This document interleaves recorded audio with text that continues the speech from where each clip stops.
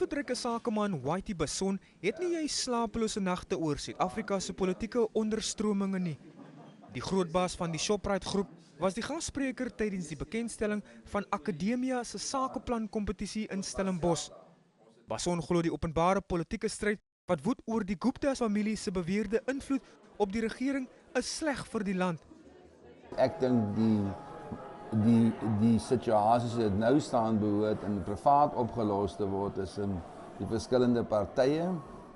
Ek dink dit is oor speel, dis oor emosioneel en dit in 'n tyd waar ons bekommerd is oor rommelstatus, behoort ons dit meer sensitief te behandel. Hy sê daar is wel politieke onsekerheid, maar die probleem is beslis nie eie aan Suid-Afrika nie.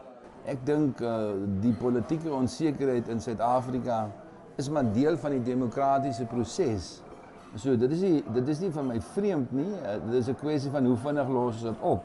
Basson is optimisties dat rommelstatus nie Suid-Afrika se voorland is nie. Ek sal nie meer as 50-50 daarop weet dat dit sal gebeur nie. So ek mag 'n bietjie na die positiewe kant toe afwyk. Hy glo daar is steeds baie hoop.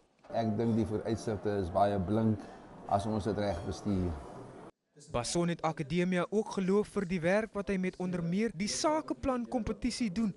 Die kompetisie is 'n jaarlikse projek om entrepreneurs en opkomende sakelei te bemagtig. Percy Boyang, Stellenbosch.